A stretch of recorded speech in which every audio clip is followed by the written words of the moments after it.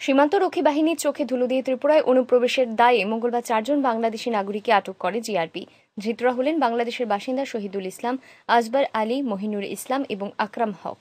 GRP থানার OC Tapas Das জানিয়েছেন, পুলিশের জিজ্ঞাসাবাদে তারা ত্রিপুরায় অবৈধভাবে প্রবেশের বিষয়টি স্বীকার করেছেন। পাশাপাশি তাদের জিজ্ঞাসাবাদে এক বাংলাদেশি টাউটের নাম বেরিয়ে আসে। দীর্ঘদিন ধরে সীমান্ত এলাকায় টাকার বিনিময়ে সীমান্ত পারাপারে সাহায্য করে আসছে সে। তারপর পুলিশ এই তথ্য নিয়ে তদন্তে নামে।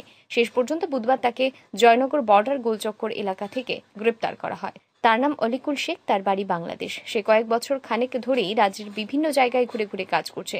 সেও অবৈধভাবে ভারতে প্রবেশ করেছে। এদিন তিনি আরও জানিয়েছেন, তার বিরুদ্ধে সুনির্দিষ্ট মামলা দায়ের করা হয়েছে। আজ পুলিশ রিমান্ড চেয়ে তাকে আদালতে সোপর্দ করা হবে বলে জানান তিনি। আমরা গত 23 তারিখে আমাদের আগরতলা জিআরপি থানাতে একটা মামলা হয়েছিল 4 জন বাংলাদেশির বিরুদ্ধে। তো এই কেসের সূত্রপাত ধরে আমরা গতকালকে আরেকজন বাংলাদেশি টাউটকে আমরা গ্রেপ্তার করেছি এই আগরতলা বর্ডার গোলচক্কর জয়নগর এলাকা থেকে। তো ওনার নাম আনিকুল শেখ, আর উনি চাঁপাইনবাবগঞ্জ ডিস্ট্রিক্টের বাংলাদেশে ওনার বাড়ি।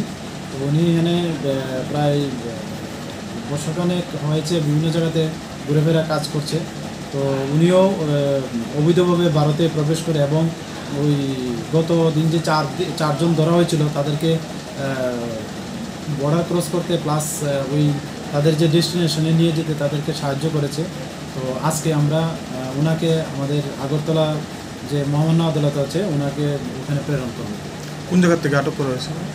ওনাকে আটক করা হয়েছে আমাদের যে বর্ডার গোলচক্কর আছে জয়নগর এলাকা থেকে। Bureau report, RE news.